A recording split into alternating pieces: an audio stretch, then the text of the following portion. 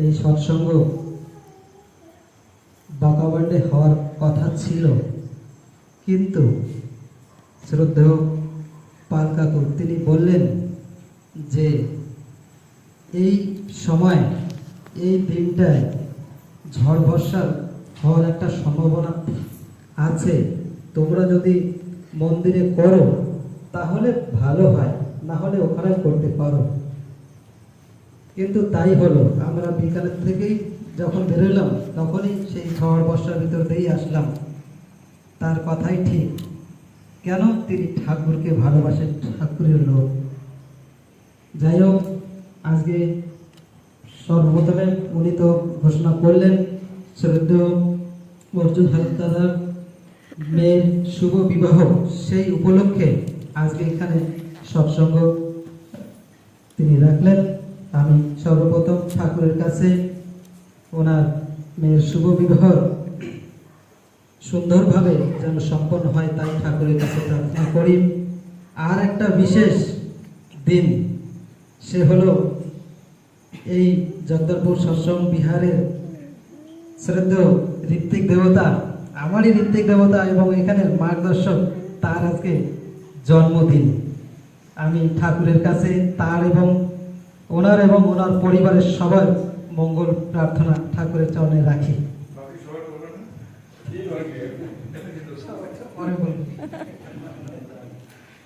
তো যাই হোক, আমরা এখানে উপস্থিত ঠাকুরের কাছে সবাই বসে আছি। আমরা প্রত্যেক জীবের যে কল্যাণ, আমরা চাই যে আমাদের মানুষের জীবনের কল্যাণ হোক। তাই ঠাকুরের কাছে এক দাদা প্রশ্ন করলেন যে ঠাকুর, জীবের কল্যাণ হয় কিসে? তিনি তো শিব, আমরা জীব। জিজ্ঞেস করলেন যে জীবের কল্যাণ হয় কিসে?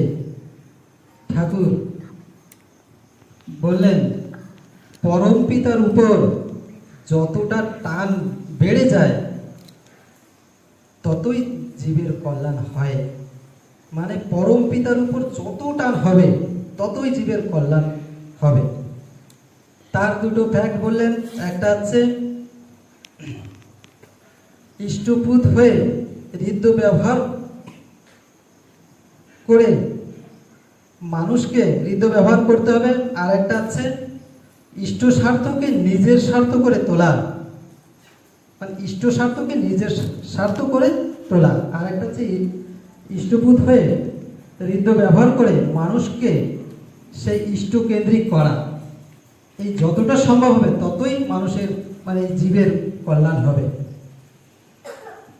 1943 সাল পাবনায় পদ্মার তীরে শ্রী ঠাকুর সকালবেলায়, অনেকটা বেলা হয়ে গেছে, তিনি বসে আছেন। তখনই বীরেন ভদ্র দাদা তিনি দৌড়তে দৌড়তে ঠাকুরের কাছে আসলেন।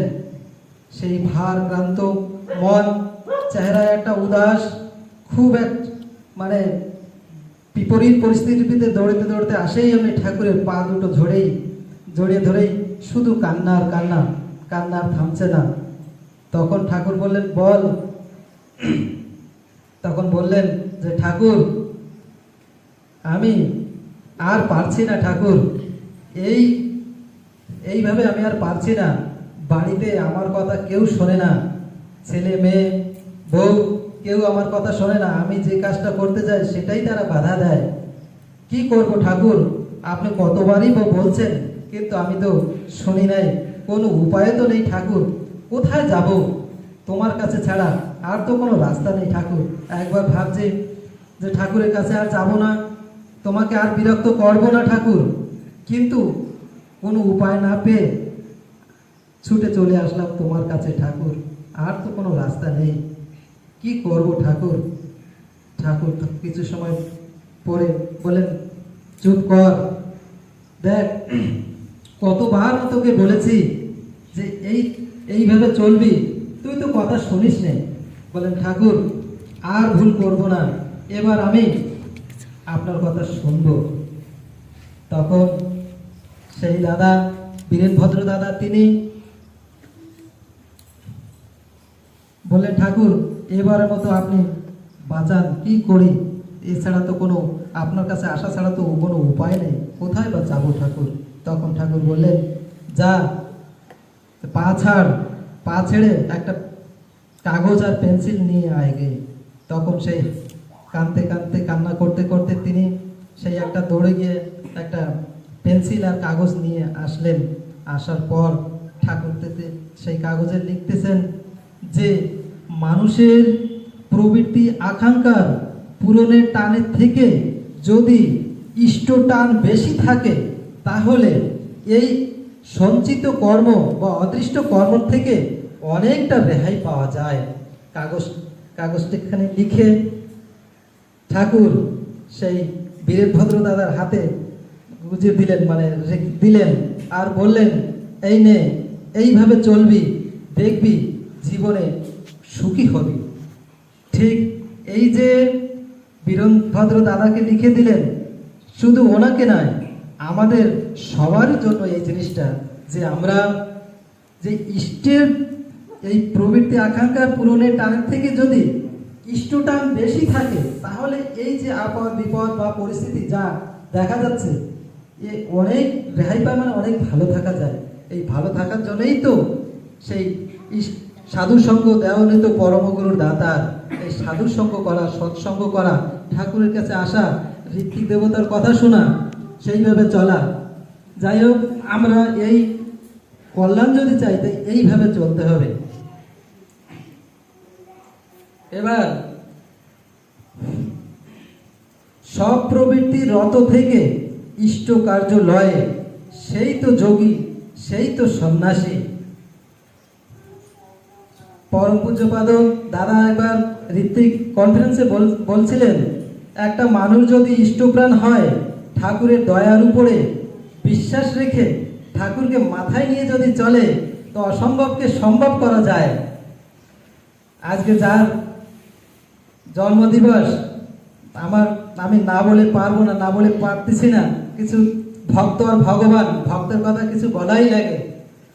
তো একটা মানুষ যদি ইষ্টপ্রাণ হয়, ঠাকুরের দয়ার উপরে নির্ভর করে ঠাকুরকে মাথায় নিয়ে চলে, তো অসম্ভবকে সম্ভব করা যায়। আমি একদিন পড়তেছিলাম যে ঠাকুর ঋত্বিক দেবতার মুখে বলেন এবং ঋত্বিক দেবতার পায়ে হেঁটে তিনি চলেন। সেই প্রসঙ্গে এক মানে জীবন্ত ঘটনা, যা কল্পনার বাইরে সম্ভব হয় না। আমরা এই তিন পরিবার, শ্রদ্ধেয় দুলালদা, শ্রদ্ধেয় এই অর্জুন হালদার দাদা এবং আমাদের পরিবার, আমরা এই তিন পরিবার উড়িষ্যায় ত্রুডি উৎসবে গিয়েছিলাম। যাওয়ার সময় খুব একটা মানে খুব পরেশানির ভিতরে, যে না ইষ্ট কাজ উৎসব আমাদের যেতেই হবে। যাওয়ার সময় খুব বাধা, এমন পরেশানি। তো এমন এক সময় পৌঁছে লাগলো যে আমরা সকাল থেকে বেরিয়েছি, কিন্তু রাস্তার গাড়ি খারাপ, রোড খারাপ, এই মানে নানান পরেশানি। কিন্তু সব কিছু এক পাশে রেখে না, আমাদেরকে উৎসবে যেতেই হবে, সেই উদ্দেশ্য করে আমরা পৌঁছলাম ত্রুটি উৎসবে গিয়ে সারাদিন ব্যাপী উৎসব হলো। সন্ধ্যা প্রার্থনার আগে আমরা ভাবছিলাম যে এত দূর থেকে যাওয়া, আজকে কাসনাপাড়ায় শ্রদ্ধেয় দুলাল দাদার বাড়িতে আমরা থাকবো সবাই মিলে, এই তিন পরিবার আজকে থাকবো, আজকে আর যাবো না, আগামীকাল যাব।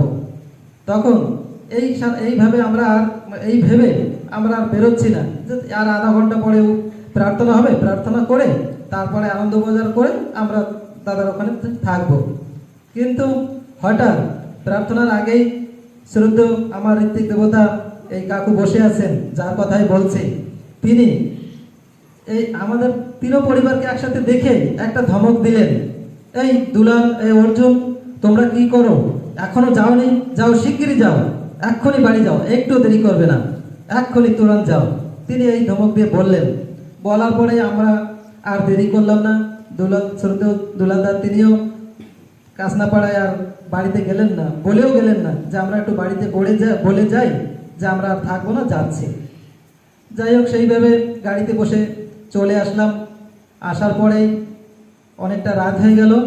রাত হওয়া যাওয়ার পরে যখন করপাবান্ডে পৌঁছাই, দাদার ঘরে গাড়ি থেকে নেমে দাদা দরজা খুললেন, এরকম গ্রিল খোলার পরেই কিছু সময় পরে দেখি শ্রদ্ধা দুলালদা আর কোনো আওয়াজ নেই, কোনো কথাবার্তাই নেই। কি ব্যাপার, রাত হয়ে গেছে এখনো বেরোচ্ছে না ঘরের থেকে, তালা খুলে এত সময় তো লাগে না। কিন্তু কি করা, আমিও গাড়ি থেকে নামলাম, নেমে যায় দেখি দাদা একদম চুপচাপ মানে দাঁড়িয়ে আছে, তার কোনো শব্দ নেই, আওয়াজ নেই। আমিও দেখি কি ব্যাপার, তারপর সামনে দেখি কি যে যখন আমরা যাই সকালবেলায় ভোরবেলায়, তখন এই ঘরে জল গরম করার যে রড, সেই রড জানলায় লাগানো এমনিভাবে, আর পাশে পর্দা একদম পাতলা মানে পর্দার কাপড় সেই জানলাতেই দেওয়া আছে।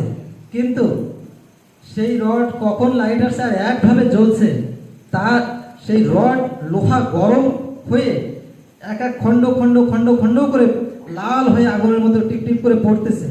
কিন্তু পাশে জানলাতে পর্দা লাগানো, সেই পর্দা নরম হয়ে পুরো সিঁকড়ে গেছে, কিন্তু আগুন লাগেনি। এই যে আগুন লাগলো না, ওইভাবে গলে পড়েই যাচ্ছে। ওই দেখেই দুলালদার বেহুশের মতো অবস্থা, আমিও সেই অবস্থা। সেই সময় যে সিচুয়েশন সে বলা যায় না, তখন সে বন্ধ করব কি করব মানে মাথা কোনো কাজই করতেছে না। তারপরে যাই হোক ধীরে ধীরে ধীরে ধীরে সেই সুইচটা বন্ধ করা হলো। বন্ধ করার পরে রান্নাঘরে যখন ওই রান্নার দেওয়ালেই ছিল আর কি জানলাতে, যখনই ওই ভিতরে গেল দেখা গেল 3টে সিলিন্ডার একসাথে এক জায়গায়। যদি ওই আগুন সাধারণ ধরতেই পারতো কখন থেকে এইভাবে জ্বলতেছে আর টপ টপ করে আগুন পড়তেছে, তার খুব মানে কখন থেকে হচ্ছে তা জানি না, কিন্তু এমনভাবে খালি মানে লাল একদম আগুন কিন্তু ধরতেছে না। এই যে পরিস্থিতি, তারপরে দেখা গেল 3টে সিলিন্ডার, সে আগুনও লাগলো না ঠাকুরের দয়ায়।